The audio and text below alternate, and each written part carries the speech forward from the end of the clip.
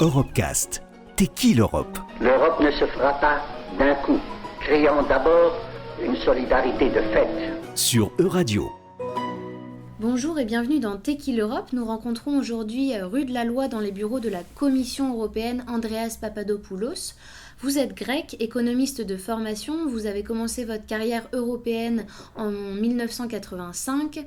Votre riche parcours vous a amené à travailler sur les questions de relations économiques extérieures, principalement avec les pays de l'Est.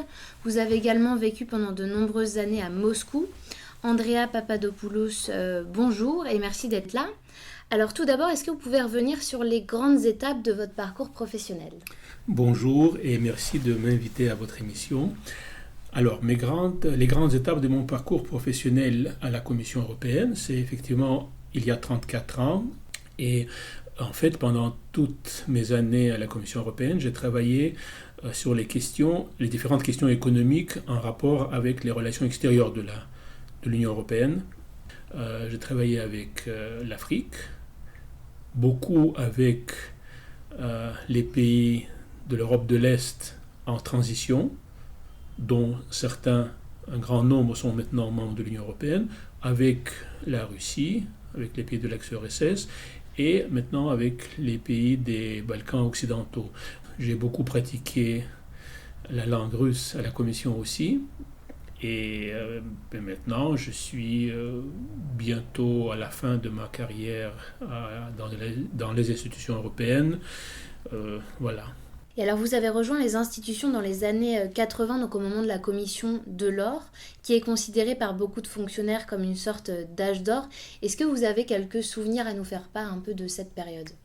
J'avais commencé effectivement quand il y avait, si ma mémoire est bonne, c'était le début de la première commission Delors. Les grands moments de cette période, c'était ce qu'on célèbre maintenant, 30 ans de la chute du mur de Berlin et de la transition démocratique en Europe de l'Est.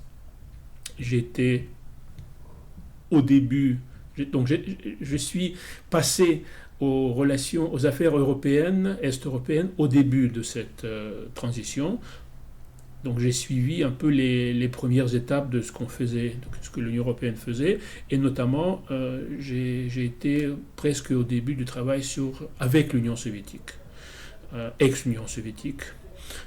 Et là, un grand moment, je ne sais pas, un moment assez marquant de ma carrière, c'était une opération d'aide d'urgence, d'aide alimentaire en Russie à la fin de l'année 91. Et durant cette période, justement, par rapport aux pays de l'Est, est-ce qu'on imaginait déjà dans cette commission Delors un peu leur future adhésion à l'Union européenne ? La perspective d'adhésion est arrivée un tout petit peu plus tard, mais ma mémoire, donc si je me souviens bien, je crois que cette idée que voilà, on travaille avec des pays qui vont être parmi nous très, très vite. Hein. Donc cette perspective est arrivée très vite. Bon, après, la formalisation, les décisions politiques, c'est un peu plus tard, bien sûr. Donc je le disais en préambule, vous avez passé de nombreuses années à Moscou pour travailler donc sur les liens entre la Russie et l'Union européenne.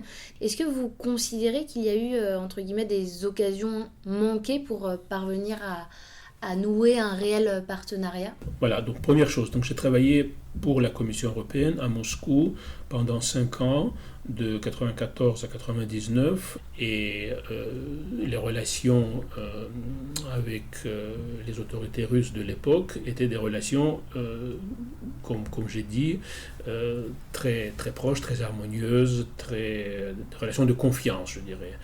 Bon. En regardant ce qui s'est passé, oui, cette confiance a beaucoup reculé et il n'y en a plus maintenant, en gros. Mais bon, mon expérience avec la Russie, ce n'est pas seulement le travail à la Commission pendant 5 ans, parce que j'ai grandi aussi. Et je suis parti encore de l'Union soviétique. Donc je viens d'un monde qui a disparu maintenant. Voilà. Vous avez travaillé dans une délégation de l'Union européenne à Moscou. C'est une sorte d'ambassade sans le nom. Qu'est-ce qu'une ambassade de l'Union européenne ? Combien de personnes y travaillent, entre guillemets ? Qu'est-ce qu'on y fait au quotidien ? Ça a beaucoup changé dans le temps. Il y avait ce qu'on disait le reporting, c'est-à-dire on était l'antenne de la commission en Russie, on suivait les développements politiques, économiques, je sais pas moi, culturels de certaines façons. Maintenant, ça a beaucoup changé. Maintenant, les délégations de l'Union européenne, c'est des vraies ambassades ils jouent un rôle plus important. À l'époque, on était des techniciens, disons. Et comment une délégation de l'Union européenne à l'étranger articule-t-elle son travail avec les ambassades des pays membres ? Il y a toujours il y a le réseau des ambassades, ils ont une coordination. Mais maintenant, je crois que ça a beaucoup changé aussi avec la création du service européen d'action extérieure, qui a un rôle institutionnel de coordination des politiques des pays de l'Union européenne, ce qui n'était pas le cas à l'époque où il n'y avait pas ce service extérieur. Et dernière question, vous m'aviez confié avant l'interview avoir le sentiment qu'il y a un certain pessimisme qui a gagné les institutions. L'Union européenne a en effet traversé des crises successives, notamment celle de 2008. Au regard de ces épisodes compliqués, comment est-ce que vous abordez, est-ce que vous vivez la question du Brexit ? Dans les années 80-90 encore, donc beaucoup de monde se disait fédéraliste. Maintenant, je crois que c'est presque un gros mot, fédéraliste, au niveau européen. On parle beaucoup plus de souveraineté nationale que dans le temps. Donc, il y a eu ce changement d'idéologie dominante, je dirais, dans les relations entre les États et le niveau de l'Union européenne. Ça a un certain effet dans le moral, dans l'optimisme des gens qui travaillent dans la Commission européenne. Donc on est moins dans l'esprit de construire quelque chose, mais on est plus dans l'esprit de défendre ce qui a été construit. Mais naturellement, il faut continuer, il faut changer peut-être certaines choses, certains mécanismes. Je sais ce que je dois faire moi à mon niveau, donc j'essaie de le faire au mieux. J'essaie d'avoir un impact dans les domaines pour lesquels je suis responsable. Et voilà, je suis... si tout le monde fait ça, je crois que ça fonctionnera correctement. Merci beaucoup pour cet échange passionnant et à bientôt sur Euradio.